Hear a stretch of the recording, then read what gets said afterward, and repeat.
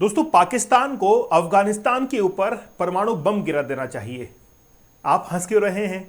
मतलब आपके हंसने की वजह जो है मैं ढूंढ पा रहा हूं कि यार पाकिस्तान क्या वाकई में अफगानिस्तान के ऊपर परमाणु बम गिरा सकता है?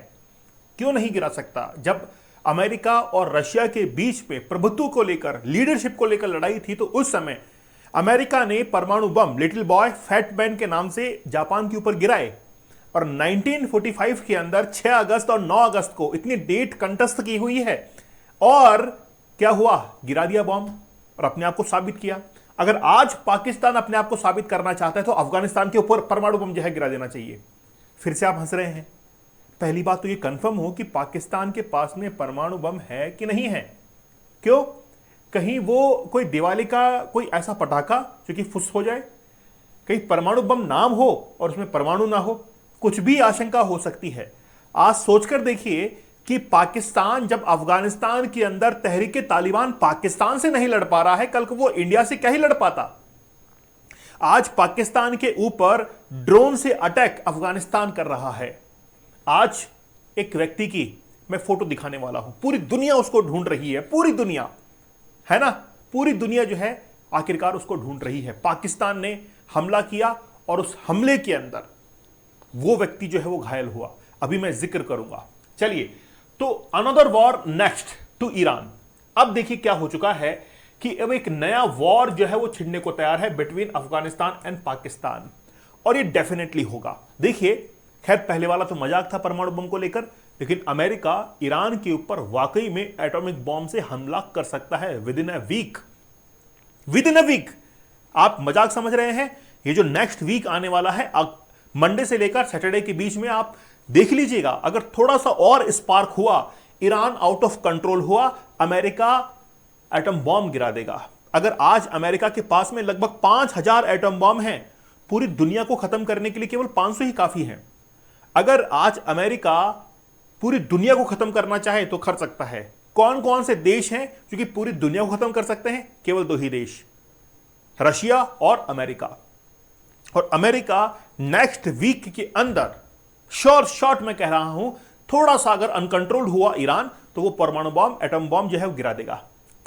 इससे पहले अगर पाकिस्तान अपने आप को ये साबित करना चाहता है कि वो वर्ल्ड लीडर है, देखिए पाकिस्तान के अंदर काबिलियत है, बिल्कुल गिराना चाहिए पाकिस्तान को। पाकिस्तान तुम आगे बढ़ो, हम तुम्हारे साथ में हैं, गिरा दो अफगानिस्तान के ऊपर परमाणु बम, उड़ा दो, नस्ते नाबूद कर दो अफगानिस्तान को। तहरीके तालिबान ना रहेगा बांस, ना बजेगी बांसुरी, और अमेरिका से ऊपर पाकिस्तान जाएगा। हम उसको रैंकिंग दिलाएंगे, हम उसको वर्ल्ड लीडर बनाएंगे। फिर अगर पाकिस्तान ने अफगानिस्तान के ऊपर बॉम्ब गिरा दिया तो क्या पाकिस्तान बन जाएगा? पूरे विश्व के अंदर पाकिस्तान पाकिस्तान पाकिस्तान हो जाएगा, है ना। तो गिरा देना चाहिए पाकिस्तान को अफगानिस्तान के ऊपर परमाणु बम। देखिए, ये एक फुटेज जो है 12 सेकंड की है। पाकिस्तान ने इसको जारी किया। पाकिस्तान ने कहा कि अफगानिस्तान के जो ड्रोन्स हैं वो पाकिस्तान के ऊपर उड़ रहे हैं। रिसेंटली दो जो ड्रोन्स थे उनको डिटेक्ट किया और पाकिस्तान ने मार गिराया।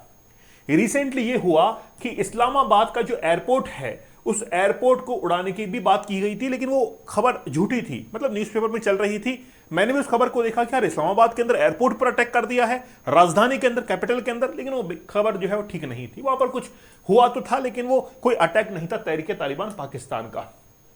इस बच्चे की मैं बात कर रहा था। पाकिस्तान ने जब अटैक किया अफगानिस्तान के अंदर, ये बच्ची घायल हुई। आप सोचकर देखिए कि पाकिस्तान किस तरीके से ह्यूमैनिटी जो है उसको खत्म कर रहा है। मतलब पाकिस्तान का अगर साथ अमेरिका देता है, तो अमेरिका ने रिसेंटली क्या किया? ईरान के स्कूल के ऊपर बॉम्ब गिराया, 83 बच्चे उसके अंदर मारे गए।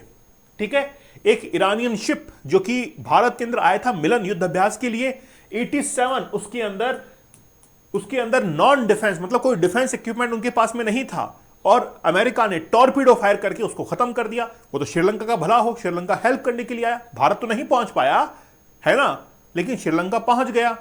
आज पाकिस्तान जो अफगानिस्तान के अंदर अटैक कर रहा है, वहां पर ऐसे कई मासूम जो है वो घायल हुए हैं। किस तरीके से आप देख सकते हैं कि वहां पे, अब देखिए, जब बॉम्ब गिरता है क्या क्या नहीं निकलता उससे कांच निकलता है, उससे छर्रे निकलते हैं, क्या कुछ नहीं निकलता है। एक आधा सिर में जो है वो लग गया है। अब ये बच्चे को क्या पता कि क्या पाकिस्तान, क्या अफगानिस्तान, क्या ईरान, क्या अमेरिका, इनको नहीं पता है। इनको पता है कि हमको स्कूल जाना है, इनको पता है कि हमको होमवर्क करना है, कल मैडम मारेगी। इनको यह पता है कि शाम को मेरे दोस्त के साथ में क्रिकेट खेलने जाना है। इसको यह नहीं पता है कि क्रिकेट का गेम कहीं और चल रहा है ना। तो ये सब कुछ जो है वो झेलना पड़ता है किसी आम नागरिक को। अफगानिस्तान पाकिस्तान के बीच में ये जो वॉर चल रहा है वो 21 फरवरी से चल रहा है, बहुत पहले से चल रहा है। अब देखिए कि पाकिस्तान ने पक्तिका, ठीक है, पक्तिया, नंगरहार, ये सारे जो है इन ठिकानों पर अफगानिस्तान की जो बॉर्डर से लगे हुए ठिकाने हैं वहां पर जो है वो अटैक किया है पाकिस्तान ने। पाकिस्तान ने इसके लिए एक ऑपरेशन चलाया, ऑपरेशन गजब लिलहक।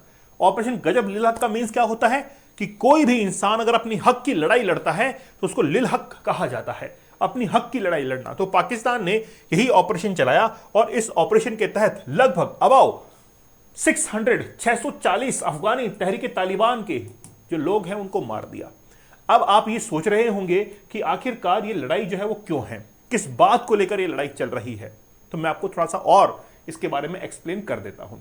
रिसेंटली क्या हुआ कि जैसे ही पाकिस्तान ने अफगानिस्तान के ऊपर अटैक किया तो अफगानिस्तान की तरफ से ट्वीट आया और ट्वीट के अंदर ये कहा गया कि ये जो स्ट्राइक वगैरह, मतलब कुल मिला के बात ये है कि डुरंड लाइन को लेकर ये सब कुछ जो झमेला चल रहा है, मैं आपको एक बार समझा देता हूं, है ना। मैं आपको एक बार समझा देता हूं कि आखिरकार ये क्यों चल रहा है। समझिए आप मेरी बात को। आपको पता है कि पाकिस्तान और अफगानिस्तान के बीच में 2600 किलोमीटर की डुरंड लाइन है, ठीक है, जो कि 1893 के अंदर बनाई गई थी। पाकिस्तान ये कहता है कि हम इसको मानते हैं क्योंकि ब्रिटिश जो थे उन्होंने इस लाइन को ड्रॉ किया था। अफगानिस्तान ये कहता है भाई किससे पूछ के ड्रॉ किया, हम जो है इस लाइन को नहीं मानेंगे क्योंकि डुरंड लाइन जहां से गुजरती है वो खैबर पख्तून जो है उसको भी यहां से कवर करती है। तो इस लाइन को अफगानिस्तान जो है वो नहीं मानता है, डुरंड लाइन को। पहला तो ये विवाद है। दूसरा ये विवाद है कि 2001 के अंदर जब तालिबान ने अटैक किया था, ओसामा बिन लादेन ने अटैक किया था 2001 के अंदर अमेरिका में, उसके बाद से पाकिस्तान जो है वो साथ देने लग गया किसका, यूएसए का। अब जब पाकिस्तान ने साथ दिया यूएसए का तो इस बात से नाराज कौन हुआ, टीटीपी, तहरीके तालिबान पाकिस्तान। जब टीटीपी इस बात से नाराज होता है तो टीटीपी कहता है कि अब हम जो है वो पाकिस्तान के ऊपर अटैक करेंगे, ठीक है, और वो अटैक कर भी रहा है। पाकिस्तान के जो सोल्जर्स हैं उनके ऊपर अटैक कर रहा है। और ये तहरीके तालिबान पाकिस्तान जो है वो कहां पर है, अफगानिस्तान के अंदर है। इसीलिए पाकिस्तान जो है वो किसके ऊपर अटैक करता है, अफगानिस्तान के ऊपर अटैक करता है। लेकिन अफगानिस्तान ये कहता है कि हम अपनी धरती का इस्तेमाल किसी भी दूसरे देश के ऊपर हमला होने के लिए नहीं देंगे। तो अफगानिस्तान कहता है कि भाई हम टीटीपी को अपनी धरती का इस्तेमाल करने के लिए नहीं दे रहे हैं। अब ये जो टीटीपी है ना, इस टीटीपी के अंदर लगभग 6,500 इनके जो लड़ाके हैं। यूएन ने इस बात को कंफर्म किया है, और रिसेंटली क्या हुआ है कि लगभग ये मान के चलिए कि मोटा मोटी 1,000 जो तहरीके तालिबान के लड़ाके हैं उनको पाकिस्तान ने मार गिराया है, ठीक है। अब क्या हुआ कि 2021 के अंदर, है ना, ये सब कुछ चल रहा था। 2021 के अंदर जब अमेरिका ने विड्रॉ किया फ्रॉम पाकिस्तान, जो बाइडेन उस समय थे, तो जो बाइडेन की सरकार ने विड्रॉ करने का डिसीजन लिया। उसके बाद में ये जो टीटीपी था ये और एक्टिव हो गया with the help of Taliban, है ना, with the help of Taliban. तो तालिबान जो है, ये जो तालिबान है उसको हेल्प करने लग गया, मतलब यह तालिबान जो है उसको हेल्प करने लगा। तो अलकायदा से जुड़ा हुआ था, अच्छा मैंने शायद हो सकता है तालिबान पहले नाम ले लिया हो, अलकायदा जुड़ा हुआ था ओसामा बिन लादेन, और ओसामा बिन लादेन अफगानिस्तान की पहाड़ियों के अंदर ही था, फिर वो पाकिस्तान के एबटाबाद के अंदर चला गया था। तो अलकायदा ने हमला किया अमेरिका के ऊपर। उस हमले के बाद में पाकिस्तान ने यूएस का साथ देना शुरू कर दिया और तहरीके तालिबान किस पास चला गया, अफगानिस्तान के पास चला गया। तो पूरी कहानी जो है ये एक तरफ चल रही है, और उस तरफ देखिए कि अमेरिका जो है ईरान के ऊपर अटैक कर रहा है, इजराइल जो है ईरान के ऊपर अटैक कर रहा है। और ईरान ने क्या किया, अपने जो छोटे ड्रोन थे जो कि लाखों के अंदर आ रहे थे, उनसे उसने थार्ड जैसे रडार थे उनको खत्म कर दिया, थार्ड सिस्टम को तबाह कर दिया। कतर के ऊपर हमले किए, है ना, यूएई, सऊदी, दुबई वगैरह सब जो है हमले किए हैं, है ना। तो किस तरीके से ईरान ने आज पूरी तरीके से तबाही मचाई हुई है मिडिल ईस्ट के अंदर। गैस सप्लाई रोक दी है। भारत के लिए अच्छी खबर है कि इंडियन फ्लैग जिस भी शिप के ऊपर रहेगा, कार्गो शिप के ऊपर, उस शिप को कोई भी नुकसान नहीं होगा। यह भारत के लिए एक अच्छी खबर है।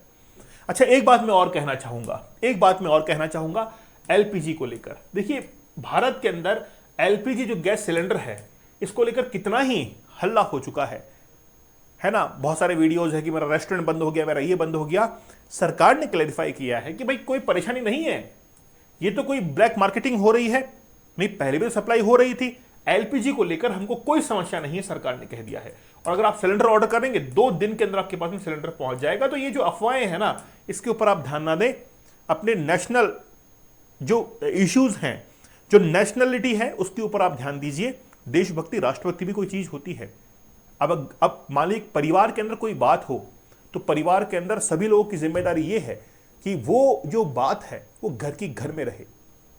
इस बात की जिम्मेदारी हर परिवार के सदस्य पर होती है। अगर वो बात कहीं अंतर्राष्ट्रीय स्तर पर निकल जाती है तो भारत के लिए बड़ा धूमिल, यानी कि इमेज जो है वो खराब होने वाली बात होती है।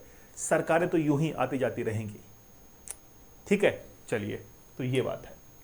तो डीप वर्क का एक कोर्स बड़ा जबरदस्त है, the power of focus. Focus का पावर बड़ा जबरदस्त होता है। ठीक है, आप जरूर ज्वाइन कीजिए। 30 टेक्निक्स मैंने इसमें समझाई हैं कि कैसे आप अपने काम पे फोकस कर सकते हैं। साथ ही में अगर आप पोर्नोग्राफिक कंटेंट देखते हैं तो मैं आपसे ये कह सकता हूं चैलेंज देकर कि आप कभी जीवन में सफल नहीं हो पाएंगे, क्योंकि आपके पास में lack of concentration, lack of focus ये रहेगा।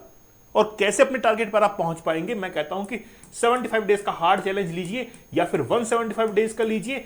175 दिन तक आप ये चैलेंज लीजिए कि मैं इससे दूर रहूंगा और कोई भी एग्जाम हो, कोई बिजनेस हो, उसको क्रैक करूंगा, मैं सफल होकर दिखाऊंगा। Challenge can change your life, ये आपको अब डिसाइड करना है। दीपक इंदौर ऑफिशियल टेलीग्राम पर जरूर ज्वाइन कर लीजिएगा। तो मिलते हैं आप लोगों से अगले सेशन में, तब तक धन्यवाद, थैंक यू, जय हिंद।